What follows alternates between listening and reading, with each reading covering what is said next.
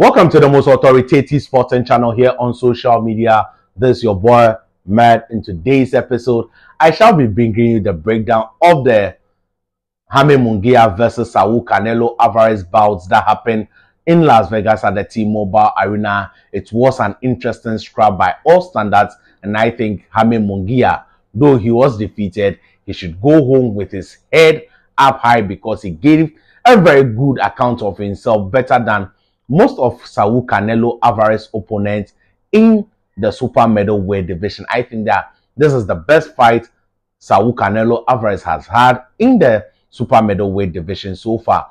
Before I break down the fight for you, please do me a favor by hitting the subscribe button, press the bell icon besides the subscribe, express your views in the comment section, give this video a thumbs up, and share with friends and family. I think that Saul Canelo Alvarez easily won this fight. I think I agreed with the unanimous decision. I had Munguia winning 4 rounds, and I think that Munguia started the fight with a good game plan at a pace in which he thought Saul Canelo Alvarez could not keep. Personally, I thought Saul Canelo Alvarez would take about 5 rounds to catch up with Munguia's pace, but he did that in 3. After 3 rounds in which I had Munguia winning, Saul Canelo Alvarez came into the fight, began to punch in between Munguia's punches, and that was when he managed to drop Munguia with a double uppercut and a left hook.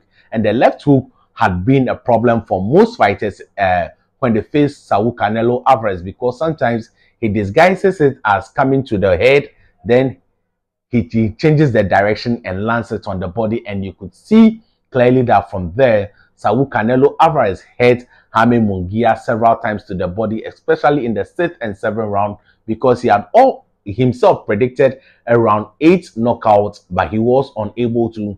You could see that when he got to the 7th round, Munguia had recovered from the knockdown and started applying pressure and started coming back into the fight, but Saul Canelo Alvarez's experience was just too much for him.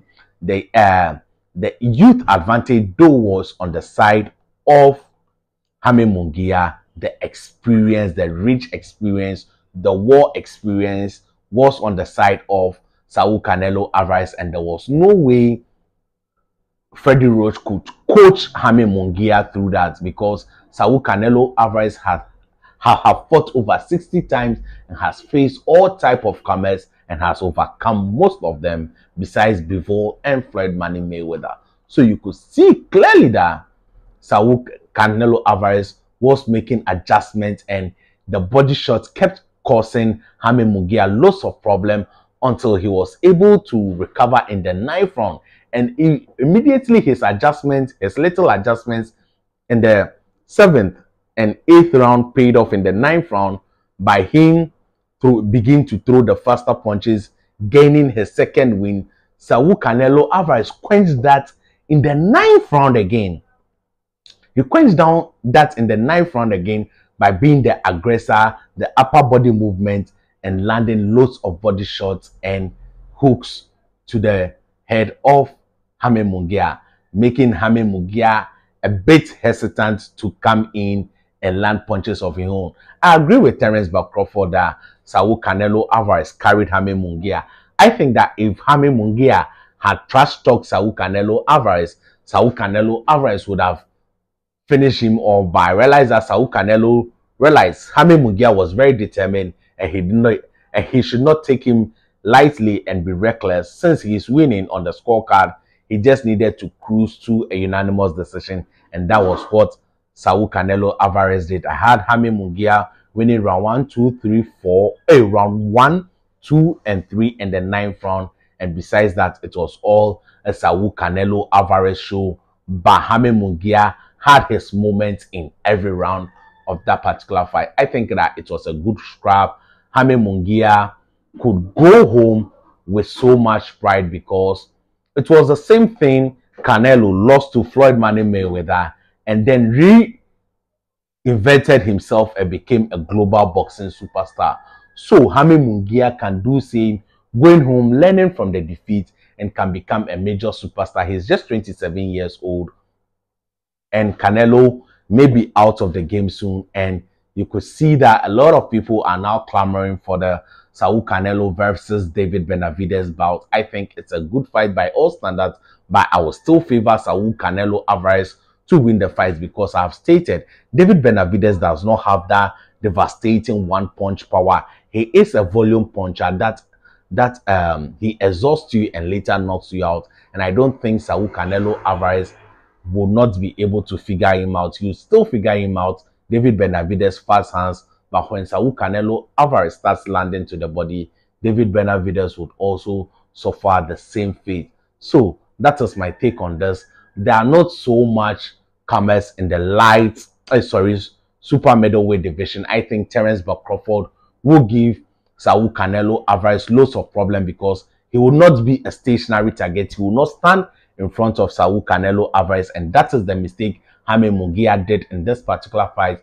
He was standing in front of Saul Canelo Alvarez instead of moving around. When he had energy in the first few rounds, you could see him move around, making it quite problematic for Saul Canelo Alvarez to get him. But immediately he got caught, you could see that all his efforts and movement had diminished and he became a stationary target for Canelo. I don't think Terence Crawford, with his level of IQ, would be a stationary target for Saul Canelo Alvarez. I would love to see the David Benavidez fight, but I think that the person who really caused Canelo loads of problem is Terence Crawford at this stage of his career, provided Terence Crawford is able to overcome Israel Madrimov in their super welterweight match. I think that they should make the Boots fight or the Canelo fight next. I think it will be a good fight. Thank you for watching. I hope you have subscribed by now. If you haven't, please do me that favor. And if this is the type of content you enjoy, hit the bell icon, express your views in the comment section, and share this particular video with friends and family. Cheers. Remember, your greatness has no limits.